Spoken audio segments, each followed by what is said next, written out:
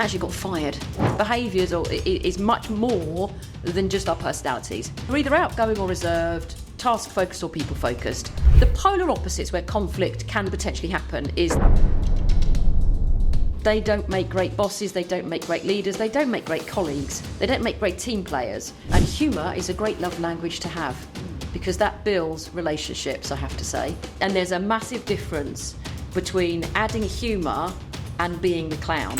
And one needs to think that the other one is not rude. Work out which colour is which on that one. Welcome to the Lunch at Work podcast, where we talk to experts about how to make workplaces better. Vicky, thank you so much for joining us on the Lunch at Work podcast. You are the queen of behaviours. That's me. Can you give us a bit of an explanation as to what has brought you to that point of being the queen of behaviours? I started my business 10 years ago. I actually got fired from a corporate job. Yeah, but Love you know, that. admit that. We love, we learn. Exactly. And so I thought, didn't see that coming. Let's work for myself. What do I want to do? It's always what I've wanted to do, and it was kind of the push that I needed. And then I thought, well, do you know what? I like this whole coaching thing and this behaviours, understanding why people do say and react the way they do. So I studied the coaching, and during that I came across the disc profiling system, and trust me, there's loads out there, and I've done them all in my corporate life. I really have. Behaviours is much more than just our personalities. But if you look at the core of it for me sits our personalities. And then you layer over all those other things like core values, boundaries, limiting beliefs, role models, AR, EI, all of that stuff that makes you who you are and me who I am. You do a lot of work with disc profiling. Yes. For those who don't know what that is or have never heard of it, can you give a bit of an explanation as to what that is? The disc system, it really resonated with me when I learnt it, and I thought if it sticks with me and my personality style and I can remember it, then I know it will work for all the other ones. So you're either outgoing or reserved, task focused or people focused, and absolutely we change depending on the environment that we're in. We might be more outgoing or might be more reserved, but that's predominantly it. Outgoing or reserved, people or task focused. So if you're outgoing and task focused, you would come under the D, which is dominant, which is the people who are fast-paced. They're demanding, they're trying to move things on. They're, like the strong man that pulls the bus. Do you remember that? I'm doing that thinking, actually, this is a podcast, so you probably can't see that. Fortunately, if you're watching this on the video, you'll understand what I mean. But, gets things going, but actually needs a team around them to pick up all the detail and then help push it over the line. If you stay with outgoing and come over to the people-focused, you're the influence, I, yellow, sunshine, interested in people, interactive, you're constantly talking, connected to everyone, connecting other people. It's about your people and your connections, which is where I sit, and I sit as what you would probably describe as an extreme I. Literally my yellow is at the top of the scale. And I think now that I look back and reflect, probably upset half the people I ever worked with. But I didn't know about it then. I just thought I was, me. I thought everyone loved Tigger. Apparently not. Bounce around. Yeah, exactly. And then, so that's on the outgoing side of things. So if you're then reserved, if we stay people size, so that's S, steadiness, it's the green colour. It's all about the people, but it's all about the team. It's fostering a team mentality. It also tells me at the kind of pace that you'd work at, whether you're a marathon runner or a sprinter, not physically, I'm using that as an analogy. Are you the type of person that if you've got a whole heap of work to get done in 5 days, you get loads done on Monday, loads done on Tuesday, take maybe not the Wednesday, maybe the Thursday, and then Friday, oh God, I've got loads more to do. Or you split it into equal times and do it as a steady pace. But it's about the whole team, fostering a team mentality.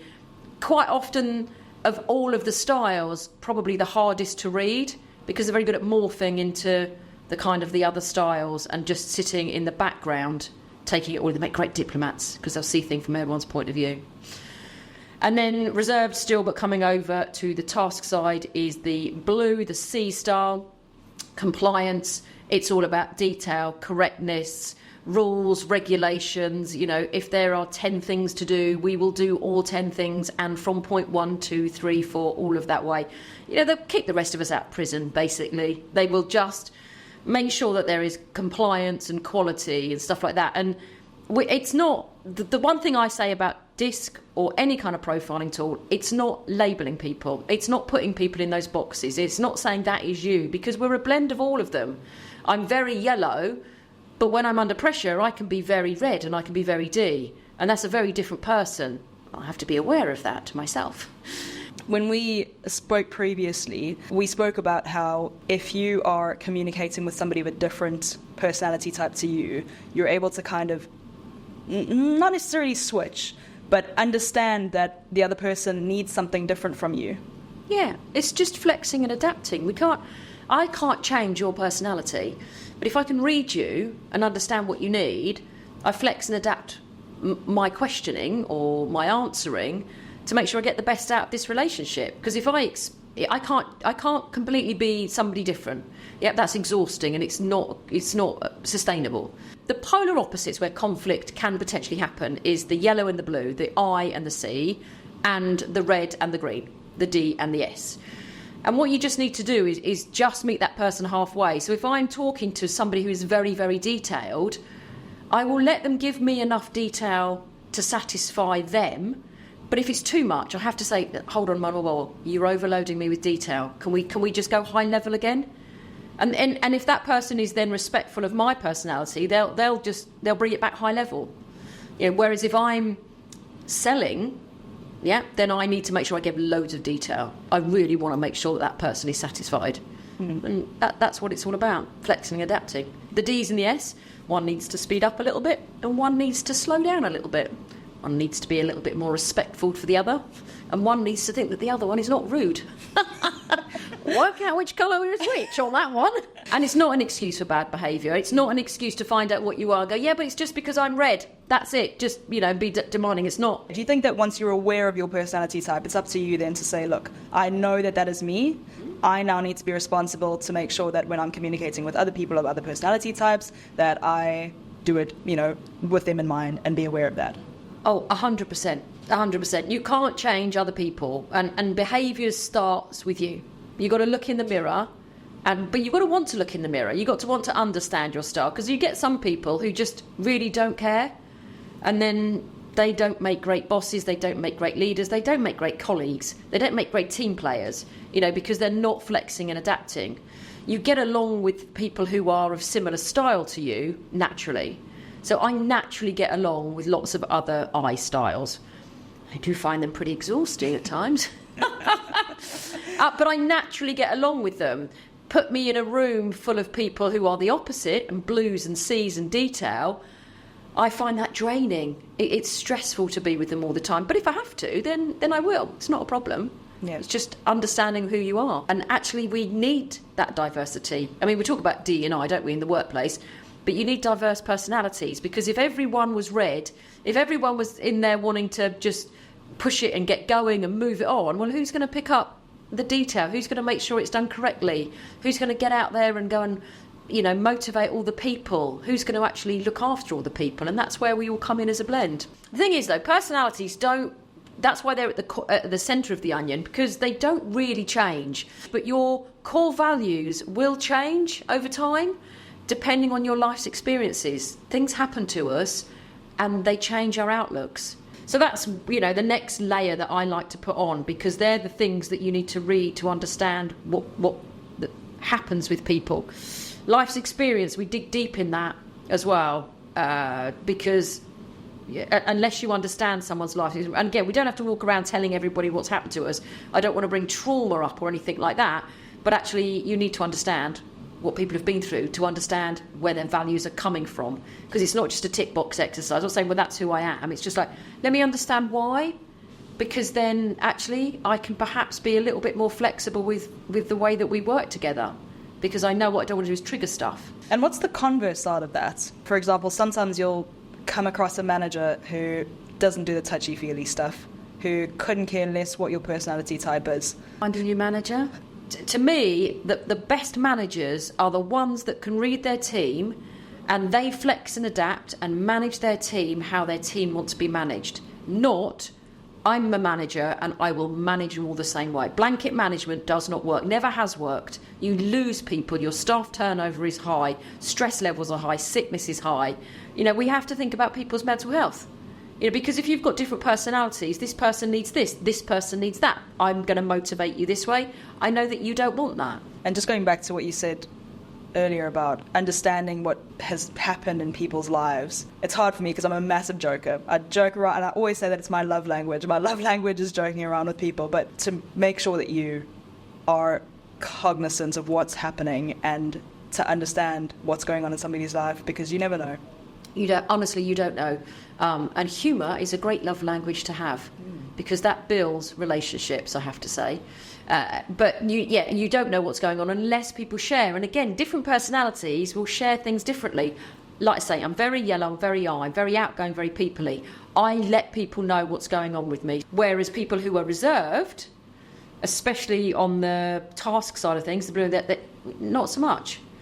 And the greens, they'll share it, but they'll share it with the people they trust around them. They won't share it with everyone. Ds, probably more of an attitude, depending on how strong the D is, more of an attitude of just JFDI. Yeah, just get on with it. So where you could potentially get conflict, again, looking at polar opposite styles, so the reds and the greens and the yellows and the blues. Or if you've got a style that's, because you're a blend of these, if you've got like a very peoply person, so a very yellow, very green, they'll conflict with a person who's very task, very red and very blue, and the other way round. So where you can get that is, a red might be very much a bit of a JFDI and try and push a green into just, come on, just get on with it. So what happens there is if a red was really pushing a green will go into their shell, and they will probably come across to the reds quite passive-aggressive. But they'll be saying yes, yes, yes, yes, and in the back of their head they'll be going, no, I'm not doing it. And it might be over the smallest of things, but that is where the ball starts growing. That is where conflict starts growing, and then other things start like adding to it, and then suddenly this relationship now needs a mediator to get it back together. And again, a bit like the yellows will just be a bit jokey with the C's, say. When you said the word jokey, humour is a love language, but jokey works with other yellows. Jokey won't work with all the C's, because they'll just be going unprofessional, unrealistic, just to calm it down.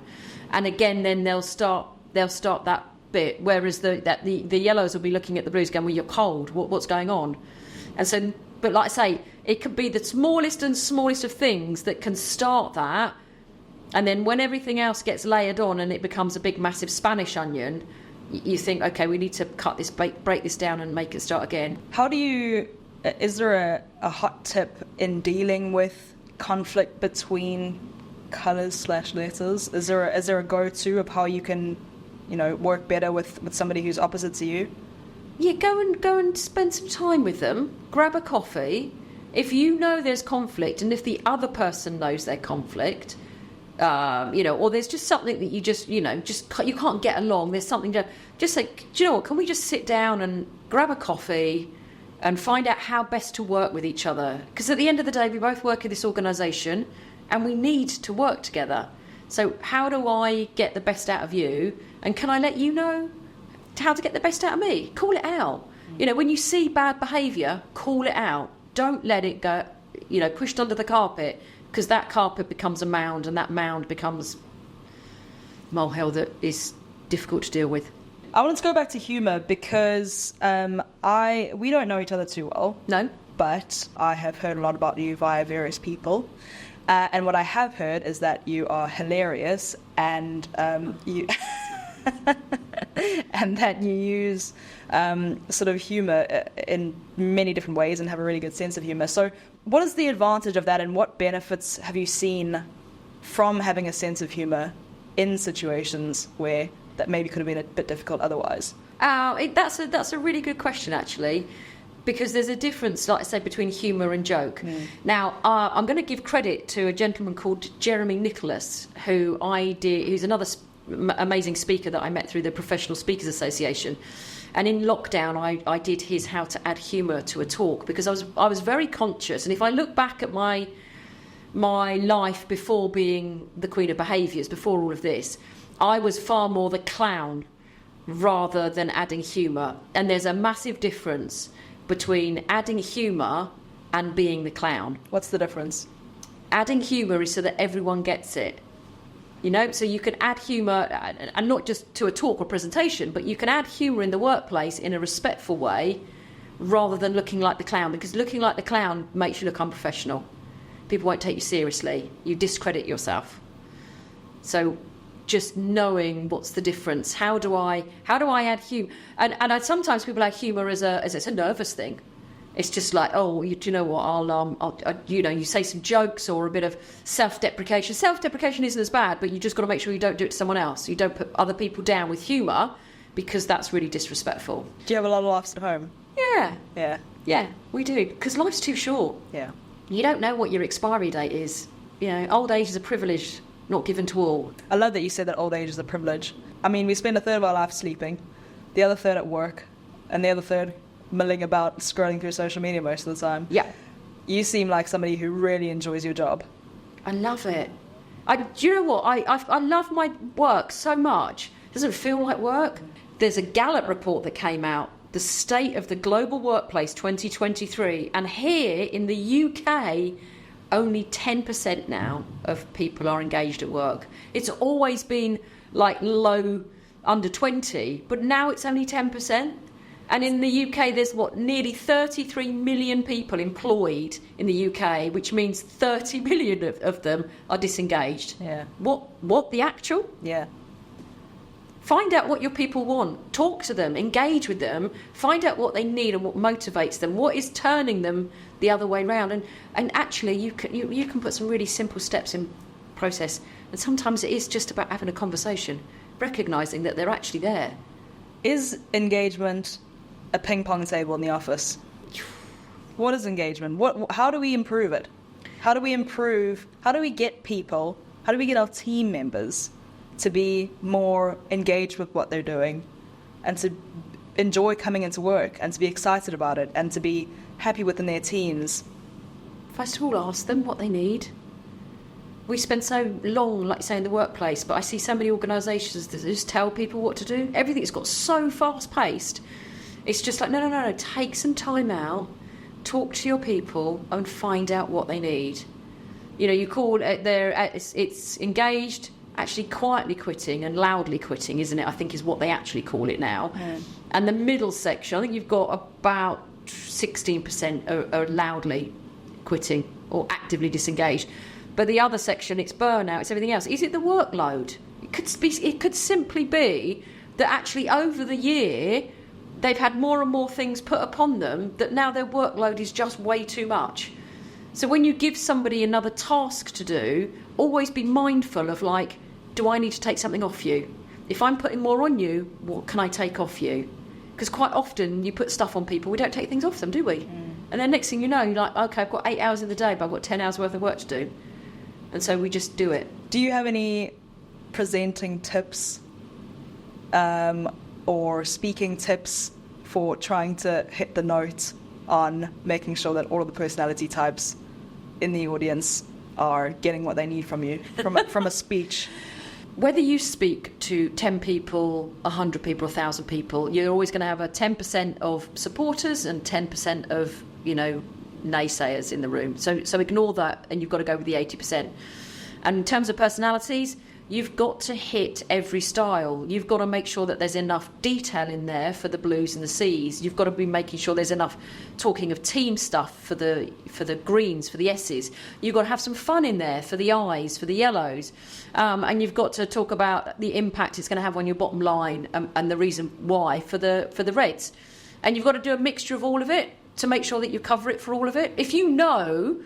So, for example, I know at the National Sales Conference that when I was doing the gig this was back in November, for whenever you're listening to this podcast, I know that on that Thursday night I predominantly had a room probably of yellows and reds, just because it's sales and that tends to be wet. So I could put a lot more fun in, because that's the personality style I know that I'm at. If I'm going to be with perhaps, like say, accounts or engineers, probably more reserved, more on the blue side. So I probably would take too much of that fun out.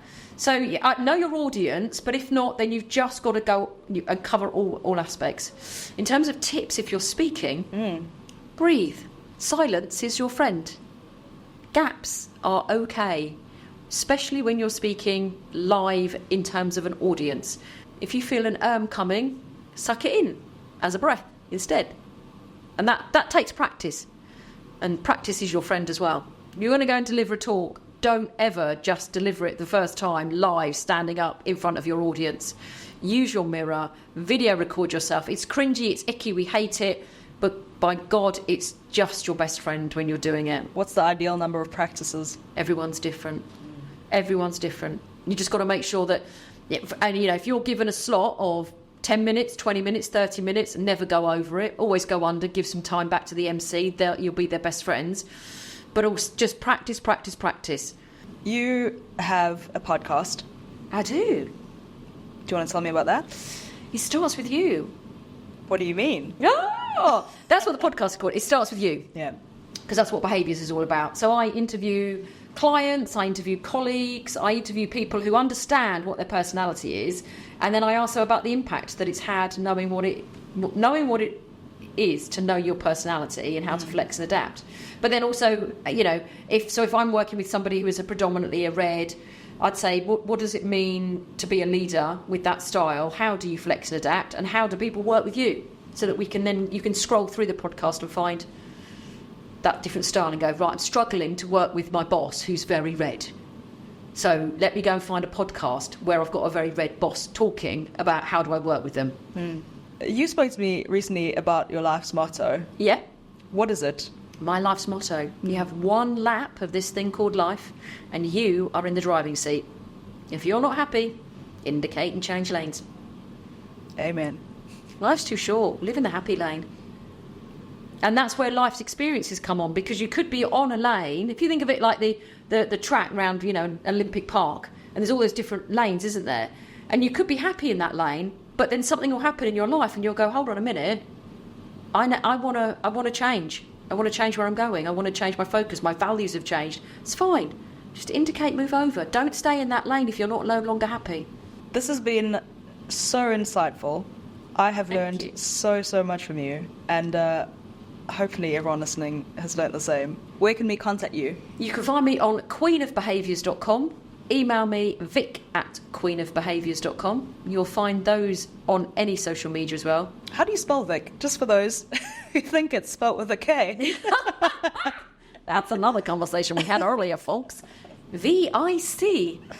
vic@queenofbehaviours.com. Vic, you've been hilarious. Thank you so much. My pleasure. Thank you for having me.